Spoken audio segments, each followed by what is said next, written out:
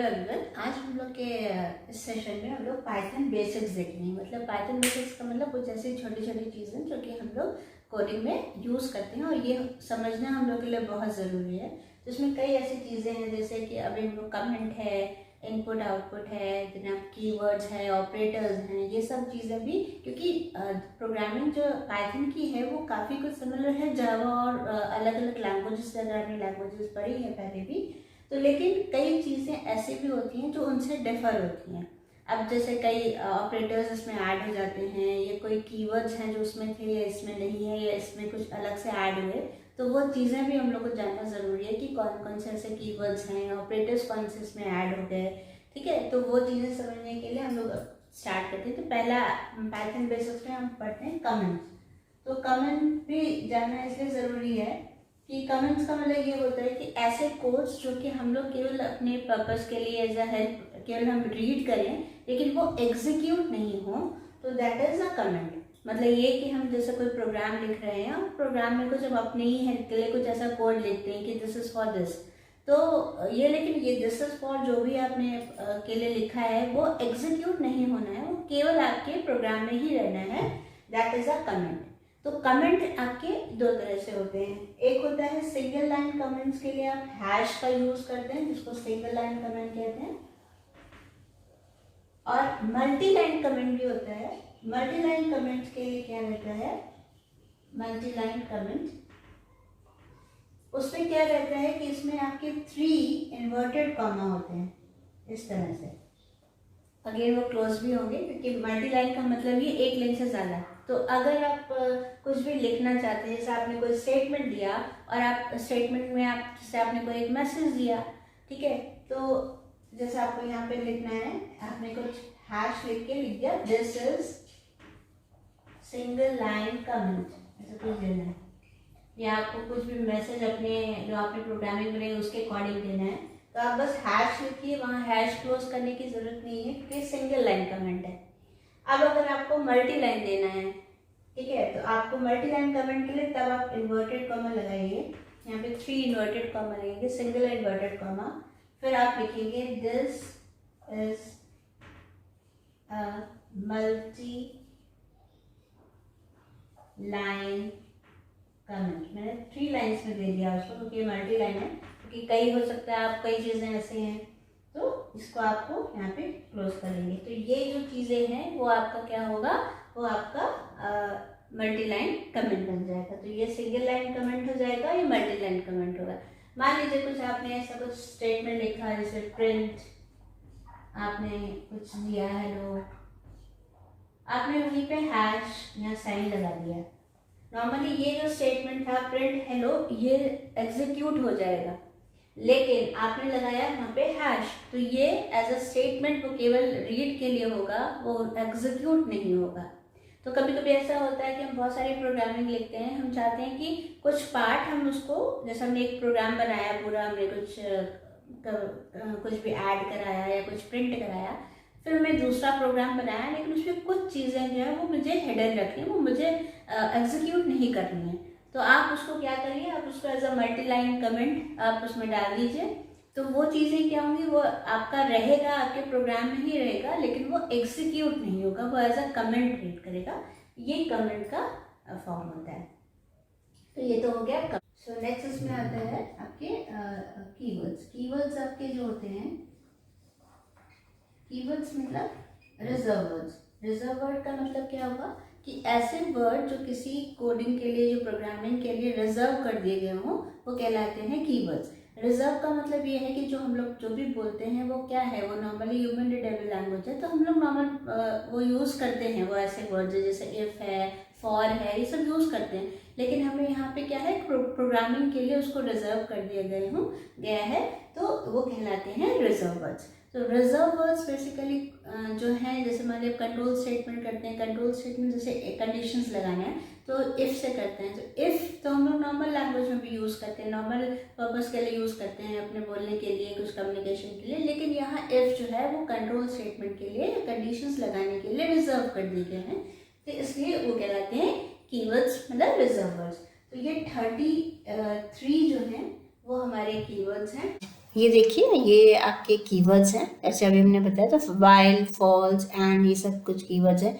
तो किसी ना किसी पर्टिकुलर पर्पस के लिए इसको यूज़ करते हैं। जैसे आपका इफ़, एल, एल्स और एलिफ है, ये तीन हैं जो आपके normally control statement, normally if conditions लगाना है, उसको एल्स पे भी देना है तो ये यूज़ कर सकते हैं। ब्रेक और कंटिन्यू, अगर कोई आपने फॉर, जैसे यहाँ पे फॉर एक कीवर्ड है तो आपने वो यूज़ करना है, तो फॉर कीवर्ड है तो वो अगर यूज़ करना है तो उसमें मान लीजिए आपको उस लूप से बाहर आना है, देन ब्रेक एंड कंटिन्यू का यूज़ करना है। अब कंटिन्यू का मतलब लूप से बाहर नहीं आना है, आपको उसको और अप्लाई करना है, कंटिन्यूएशन में रहना है तो कंटिन्यू करते हैं। इसी तरह जैसे आपका जो है आपका डेफ है, डेफ एक फंक्शन डेफिनेशन के लिए होता है, तो अगर कोई फंक्शन को डिफाइन करना है तो आपको डेफ से यूज़ करेंगे। इसी तरह जो लैम्डा है वो एनोनिमस फंक्शंस के लिए, मतलब जिसको नाम नहीं देना लेकिन आपको बहुत सारे आर्गुमेंट्स उसमें देने हैं तो हम लैम्डा यूज़ करेंगे। तो इस तरह, या ग्लोबल है तो ग्लोबल किसी को एक्सेस करने के लिए, जैसे आप चाहते हैं कि कोई दूसरी जगह से हमें ग्लोबली एक्सेस करे, कोई भी वेरिएबल्स हैं तो देन इज ग्लोबल। ग्लोबल का मतलब होता है पब्लिकली, तो उस तरह से वो होता है। इम्पोर्ट है, जैसे आप इम्पोर्ट, जैसे आपने पैकेजेस में, जावा में पैकेजेस था, वैसे यहाँ पे मॉड्यूल्स अगर हमें इम्पोर्ट करना है तो हम लोग इम्पोर्ट कर सकते हैं। रिटर्न, कोई फंक्शन से कोई वैल्यू आप चाहते हैं वो रिटर्न भेजें, तो इस तरह से कई सारे आपके जो है वो कीवर्ड्स हैं जो हम लोग किसी न प्रोग्रामिंग के थ्रू किसी न किसी पर्पस के लिए इनको यूज़ करेंगे।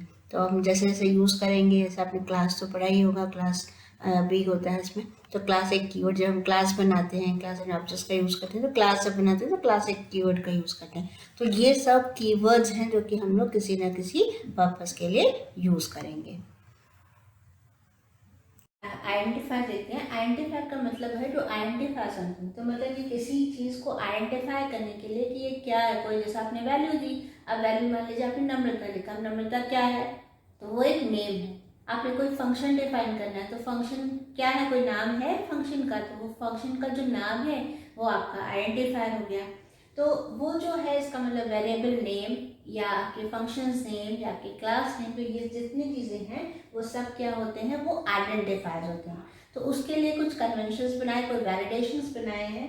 जैसे पहला जो आपका जो कैरेक्टर है वो या तो अल्फाबेट हो या अंडरस्कोर हो। सेकंड थिंग कि कोई भी स्पेशल कैरेक्टर्स उसमें यूज़ नहीं कर सकते। थर्ड थिंग, कोई भी जो है आप जो भी नंबर है आप वो as a first letter use नहीं कर सकते। फर्स्ट लेटर के लिए हमेशा आपका अंडरस्कोर और अल्फ़ाबेट ही होना चाहिए, ठीक है। फोर्थ चीज़ ये है कि ये केस सेंसिटिव होता है, तो अगर आप यहाँ पे केस सेंसिटिविटी इसलिए होती है कि जैसे आपका वेरिएबल नेम नंबर है, तो num and num both are different, दोनों अलग अलग हैं। नम भी अलग है और NUM भी अलग है, दोनों अलग वेरिएबल्स हैं, तो ऐसे यूज़ कर सकते हैं। जैसे मैंने पहला वाला बताया था कि आपका जो फर्स्ट लेटर है वो शुड भी अल्फ़ाबेट ही होना चाहिए, अल्फ़ाबेट हो, या फिर उसके आगे जैसे आपने रोल नंबर लिखना है तो अंडरस्कोर रोल नंबर, ये वैलिड है। Roll underscore number is also valid, ये भी वैलिड है। तो इस तरह से आप ले सकते हैं। लेकिन अगर आप कहें कि रोल हैश नंबर, तो ये हैश एक सिंबल है, तो सिंबल स्पेशल कैरेक्टर्स सिंबल्स यहाँ पे अलाउड नहीं है, ठीक है। तो ये कुछ चीज़ें हैं। आप इसके अंदर आप डिजिट रखना चाहें तो रोल 1 लिखिए, ये भी वैलिड है, तो ये वैलिड है, ये भी वैलिड है, ये भी वैलिड है, और ये इनवैलिड है, इसमें हैश नहीं आ सकता। और अगर आप वेरिएबल्स हैं, अगर आपको 2 वेरिएबल्स लेनी है तो आप दोनों डिफरेंट ले सकते हैं। मतलब केस सेंसिटिव का मतलब होता है कि अपर केस में लिखा है तो वो अपर केस में ही चेक करेगा, अगर लोअर में लिखा है तो मतलब स्मॉल लेटर्स में है तो वो डिफरेंट है, और कैपिटल लेटर सेम है, नम ही लिखा है, NUM ही लिखा है, लेकिन दोनों अलग अलग अल्फाबेट उसमें लिखे हुए हैं केस में। तो ये स्मॉल केस में लिखा है या अपर केस में लिखा है तो ये डिफरेंट हो गए, तो डिफरेंट वेरिएबल्स वो रीड करेगा। तो ये कुछ आइडेंटिफायर कन्वेंशन होते हैं, तो हम इस तरह से वेरिएबल्स या क्लास नेम या फंक्शन नेम उस पर यूज़ कर सकते हैं। जैसा कि हमने आइडेंटिफायर्स बताए थे आपको, तो हम इसको करके आपको दिखा देते हैं। जैसे मैंने कोई वेरिएबल लिया, जैसे मैंने नेम लिया, नेम इक्वल्स टू, यहाँ पे हमने नाम डाल दिया, देखिए ये ले लेगा। इसका आउटपुट हमें प्रिंट कराना है, तो प्रिंट वेरिएबल ले लिया, हमने एरर नहीं दिखाया, प्रिंट नेम, देखिए हमने किया, एंटर दिखा रहे हैं। इसी तरह अगर हमने वेरिएबल में अंडरस्कोर यूज़ किया है, मान लीजिए नेम इक्वल्स टू, कोई भी नाम दे देते हैं XYZ, ठीक है। अगेन हमें लिखना पड़ेगा प्रिंट अंडरस्कोर नेम। देखिए ये भी ले लिया। अब हमने मान लीजिए कोई दूसरा वेरिएबल लिया NA हैश NA, जो कि सिंबल्स अलाउड नहीं, जैसा अभी मैंने बताया। तो नेम इक्वल्स टू कोई नाम ले लीजिए। अगेन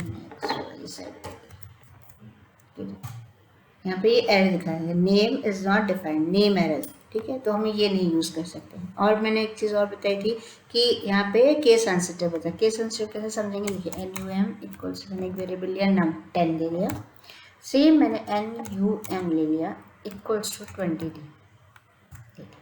अब हमने दोनों को ऐड कर दिया। अगर ये केस सेंसिटिव नहीं होता तो इस दोनों के सेम वर्ड सेम है, नम ही है, लेकिन यहाँ पे देखिए NUM प्लस NUM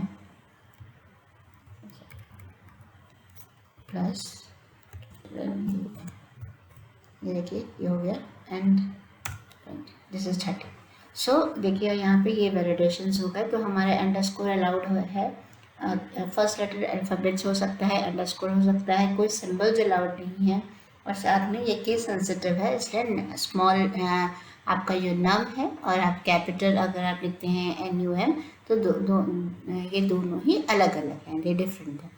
तो ये डिफरेंट वेरिएबल्स को हम लोग सेम वर्ड सेम है, लेकिन जो आपका केस सेंसिटिव है इसलिए जो उसके लेटर्स हैं, मतलब कुछ एक नम जो है वो स्मॉल में है, कैपिटल नम कैपिटल लेटर्स में है NUM, तो दोनों को अलग अलग उसने ट्रीट किया, इसलिए दोनों वेरिएबल्स में अलग अलग वैल्यू स्टोर करी और वो प्रिंट कर दी। तो अब नेक्स्ट टॉपिक है ऑपरेटर। ऑपरेटर क्या होता है, ऑपरेटर का मतलब होता है कि किसी भी कंबाइन करना, बेसिकली किसी भी दो ऑपरेंट्स को या दो कंडीशंस को, तो इन चीज़ों को कंबाइन करना मतलब ऑपरेटर के थ्रू ही हम कर सकते हैं। तो इसके लिए जो ऑपरेटर्स हैं वो बहुत सारे होते हैं, जैसे अर्थमेटिक ऑपरेटर है, assignment operator, comparison, logical, identity, membership, bitwise, ये ऑपरेटर्स होते हैं। अब हमें आपको बता दी जाती हैं, जैसे अर्थमेटिक ऑपरेटर। अर्थमेटिक ऑपरेटर्स में normally plus, minus, multiply, division, ये सब आपको पता है। तो यहाँ से थोड़ी चीज़ें ये बता देते हैं, जैसे मान लीजिए अगर आपको डिवाइड का है, इसमें डिवाइड में बस डिफरेंस ये है कि नॉर्मली डिवाइड में जो है हम कभी कभी जो है क्वोशिएंट रिटर्न करता है, तो लेकिन यहाँ पे कभी भी डिवाइड करेंगे तो हमेशा वो फ्लोटिंग नंबर्स में करेगा, ये नहीं कि 3 दे देगा, नहीं। अगर मान लीजिए कुछ ऐसा लिखा आपने 20 डिवाइडेड बाय 3, तो नॉर्मली क्या होता है 6 3 18, मतलब आपका जो है 6 आना चाहिए, लेकिन यहाँ पे क्या होगा, ये आपका 6.66 मतलब विद डेसिमल्स के साथ देगा। तो इसमें एक ऑपरेटर और होता है अर्थमेटिक ऑपरेटर में, जो कि हम लोग डबल स्लैश करके यूज़ करते हैं, वो उसका मतलब फ्लोर डिवीजन होता है, मतलब इसमें आपका डेसिमल वैल्यूज़ नहीं आएंगे, ये देखिए इंटीजर वैल्यू ही रहेगी। तो अगर हमें इंटीजर वैल्यू ही चाहिए तो हम डबल स्लैशेस का यूज़ करेंगे या फ्लोर डिवीजन का यूज़ करेंगे, और नहीं तो हम लोग केवल स्लैश करके विद डेसिमल्स चाहिए तो हम स्लैश वाला डिवीजन का यूज़ करेंगे। नेक्स्ट इसमें एक चीज़ और है, जैसे पर्सन का मतलब यहाँ पे मॉडुलो ऑपरेटर होता है। तो मॉडुलो ऑपरेटर का मतलब होता है रिमाइंडर रिटर्न करता है। तो कहीं कहीं ऐसी जगह हम लोग को चाहिए होती है जहाँ पे हमें रिमाइंडर चाहिए है, तो उसके लिए हम क्या करते हैं, हम तब जो है पर्सन साइन का यूज़ करते हैं, मतलब मॉडुलो ऑपरेटर का, जो कि रिमाइंडर रिटर्न करता है। तो 3 6 18 हो गया, और 2 रिटर्न होना चाहिए, तो यहाँ पे ये 2 रिटर्न हो जाएगा। तो ये हमारा पर्सन का हो गया। इसी तरह जैसे एक्सपोनेंशियल वैल्यू है, तो डबल स्टार कैसे, मान लीजिए आपने 3 दिया और 2 स्टार्स लगाए, this is also an operator, ये एक ऑपरेटर है, तो इसमें 3 लिख दिया, तो दैट मीन्स क्या होता है कि ये 3 की पावर 3 है, ठीक है। तो इसका जो रिजल्ट है वो 27, 3 3 ज़ा 9, 9 3 ज़ा 27। इस तरह से ये कुछ ऑपरेटर्स हैं जो कि हम लोग यूज़ करते हैं। नेक्स्ट आता है आपका असाइनमेंट ऑपरेटर। असाइनमेंट का मतलब होता है किसी को कोई वैल्यू असाइन करना, जैसे हमने a इक्वल्स टू 4 लिखा, देन ये हमने a की वैल्यू 4 दे दी, तो जब हम प्रिंट कराएंगे तो a की वैल्यू 4 होगी। या इसमें बहुत सारे ऑपरेटर हैं, जैसे plus equals to, minus equals to, multiply equals, star equals to, multiply मतलब स्टार इक्वल टू, इस तरह से बहुत सारे हैं। तो अगर आप ऐसा कुछ चाहते हैं कि हम या तो हम ये लिखते हैं a equals to a plus, जैसे हमें लिखना है a की वैल्यू a में 10 ऐड कर दी, मतलब 14 आनी चाहिए। तो हम जैसे एंटर किया तो देखिए यहाँ पे ये प्रिंट a कराएंगे, तो ये क्या करेगा, यहाँ पे देखिए 14 रिटर्न करेगा कि a की वैल्यू 14 है। लेकिन हम इस a equals to a plus 10 की जगह हम असाइनमेंट में प्लस इक्वल्स टू होता है, सेम काम करता है, बस एक लिखने का मेथड अलग हो जाता है, जो कि असाइनमेंट ऑपरेटर के थ्रू लिख सकते हैं। तो जैसे मान लीजिए आपने लिखा b इक्वल्स टू 3, तो हम यहाँ पे लिखते हैं b प्लस इक्वल्स टू 10। अब b इक्वल्स टू 3 है तो हमने b is equals to b plus 10 ना लिख के b प्लस इक्वल्स टू 10 लिया, तो 10 प्लस 3 इज 13। ये आप इसको प्रिंट करा के आप देख लीजिए, हमने एंटर किया, ये 13 है। तो ये इस तरह के ऑपरेटर हैं, तो इसमें आप कोई भी अरिथमेटिक ऑपरेटर का मतलब प्लस माइनस मल्टीप्लाई डिवीजन वो सब को यूज़ कर सकते हैं। जहाँ पे हमने प्लस लगाया वहाँ पे आप जो है माइनस लगा सकते हैं, एक मल्टीप्लाई स्टार लगा सकते हैं, डिवाइड लगा सकते हैं, सेम ऐसे ही कर सकते हैं। तो हम ये असाइनमेंट ऑपरेटर। नाउ नेक्स्ट है कंपैरिजन ऑपरेटर। कंपैरिजन ऑपरेटर का मतलब है कि आप उसको कंपेयर करेंगे, तो जब कंपेयर करेंगे तो रिजल्ट हमेशा ट्रू या फॉल्स में होगा। तो जैसे आपने a इक्वल्स टू 5 लिख दिया, b इक्वल्स टू 7 लिख दिया, अब आप चेक कर रहे हैं a इक्वल्स टू, अब इस असाइनमेंट ऑपरेटर देखिए इक्वल होता है, और इक्वालिटी चेक करने के लिए जो ऑपरेटर जो कंपैरिजन ऑपरेटर कहलाता है that is double equals to. तो आपने इसे a इक्वल्स टू b दे दिया, अब ऑब्वियस है दोनों अलग हैं, तो यहाँ पे रिजल्ट आपका फॉल्स आएगा। देखिए फॉल्स आ गया। तो ये होते हैं कंपैरिजन। कौन कौन से होते हैं? Less than, greater than, less than equals to, greater than equals to, double equals to. तो ये आपके कंपैरिजन हो गए। लॉजिकल ऑपरेटर में क्या होता है? लॉजिकल ऑपरेटर बेसिकली क्या होता है, यहाँ पे दो कंडीशंस को चेक करते हैं। सर मैंने कहा कि ऑपरेटर्स को ऐड करने का, रिलेट करने का काम करते हैं ऑपरेंट्स को ऑपरेटर, लेकिन यहाँ पे कंडीशंस को रिलेट करने का काम करता है। मतलब दो कंडीशन है। कंडीशन का मतलब जो कंपैरिजन ऑपरेटर में आपने यूज़ किया, जैसे आपने एंड है, इसमें और है और नॉट है। एंड क्या करता है? दो कंडीशन का, जैसे आपने लिखा a इज ग्रेटर देन 10, और उसमें फिर आपने लिखा and b is greater than 5, ऐसे कुछ कंडीशन लगा दिया आपने। a की वैल्यू 5 है, b की वैल्यू जो है 7 है, उसके अकॉर्डिंग चलना है। अब ये देखिए दो कंडीशन यहाँ पे, देखिए यहाँ पे ये एक कंडीशन ये हो गई, एक ये कंपैरिजन ऑपरेटर यूज़ किया, एक ये कंपैरिजन ऑपरेटर यूज़ किया, तो दो कंडीशंस हो गई, उन दोनों को ये चेक करा है। एंड में ये होता है कि जब दोनों कंडीशंस ट्रू है तभी वो रिजल्ट ट्रू होगा, बाकी सभी कंडीशंस में वो फॉल्स देता है। ठीक है। और में क्या होता है, अगर दोनों कंडीशन फॉल्स होंगी तभी वो फॉल्स होगा, बाकी सभी में कंडीशन में वो ट्रू देता है। जैसे एंड लगाया तो a is greater than 10, a is greater than 10 का मतलब क्या हुआ कि यहाँ पे a की वैल्यू जो है कि 5 is greater than 10, condition false है। b इज ग्रेटर देन 5, ठीक है, ये तो सही है लेकिन ये फॉल्स है। जब एक फॉल्स है एक ट्रू है तो रिजल्ट भी फॉल्स होगा, क्योंकि एंड है। एंटर किया, देखिए फॉल्स। अगर यही चीज़ हम जो है हम उसमें और लगा रहे थे, जैसे हमने लिखा a इज ग्रेटर देन 10 और b is greater than 5, same condition मैंने लिखी लेकिन हम वहाँ पे और लगा दिया, ट्रू आया क्योंकि उसमें एक कंडीशन जो है वो ट्रू है, तो इसलिए ट्रू आएगा। इसी तरह नॉट मतलब जस्ट अपोजिट, अगर हमने नॉट लगा दिया तो नॉट लगाने पे वो जो अगर कंडीशन ट्रू आ रही है तो वो फॉल्स आ जाएगी, तो जस्ट अपोजिट होता है। लॉजिकल हो गया ये। Than identity. आइडेंटिटी का मतलब ये होता है, ये नॉर्मली जैसे कि इज और इज नॉट होता है। इज और इज नॉट का मतलब जैसे कि आपने कोई कंडीशन लगा दी, जैसे मान लीजिए आपने कोई एक यहाँ पे लिस्ट ले ली, लिस्ट ले सकते हैं, टपल ले सकते हैं, आगे आप लोग देखेंगे उसमें भी।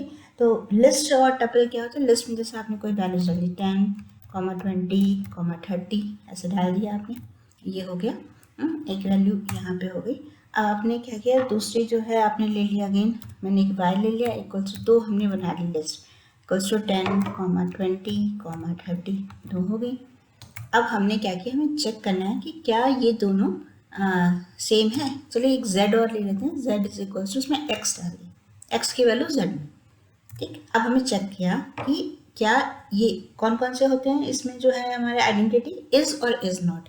तो इज जो होता है, इसका मतलब क्या है, जैसे हमने लिखा z इज x, ठीक है, तो यहाँ पे चूंकि x का पूरे पूरे z में डाल दी तो z इज x क्या है, वो दोनों सेम है। देखिए एंटर करेंगे ट्रू, लेकिन अगर हम यही चीज लिखें y इज x, क्या ये दोनों भी सेम है? जो सेम है दिख रहा है, लेकिन नहीं।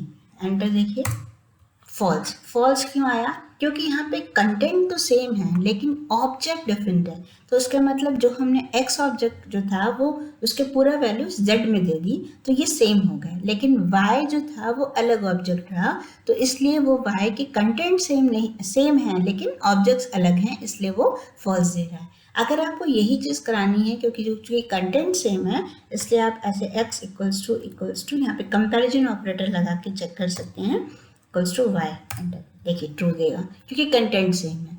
तो कंटेंट सेम हो लेकिन ऑब्जेक्ट डिफरेंट हो तो भी वो फॉल्स देता है। तो ये इज का है, ये आपका जो ऑपरेटर है आइडेंटिटी इज और इज नॉट। अगर इज नॉट लगा देंगे तो वो कंडीशन उल्टी हो जाएगी।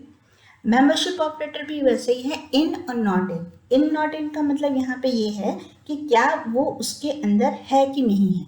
जैसे आपको पता करना है, जैसे आपने दो बनाया, तो जैसे आपने एक ले लेते हैं जो स्ट्रिंग भी बना देते हैं, x इज इक्वल्स टू, मैंने एक दिया है एप्पल और एक हमने दे दिया, ठीक है, ये दो स्ट्रिंग दे दे। अब हमने क्या लिखा, हमने लिखा इसमें यहाँ पे हमने लिखा कि उसमें लिखना क्या है, उसमें इन है कि नहीं है, मतलब ये जो बनाना है वो उसके अंदर आता है कि नहीं आता है। तो हम कैसे लिखेंगे, यहाँ पे लिखेंगे बनाना, बनाना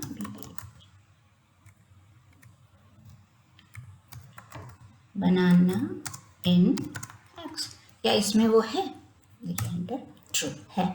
तो अगर आप इसमें कोई भी लेस दे दीजिए, न्यूमेरिक भी हो सकता है, ये मैंने जो है आपको स्ट्रिंग में दिखाया तो आप स्ट्रिंग भी हो सकता है, तो आप इस तरह से आप ये यूज़ करते हो। ये वो अगेन है ये इन नॉट इन, तो ये कहलाते हैं मेंबरशिप ऑपरेटर।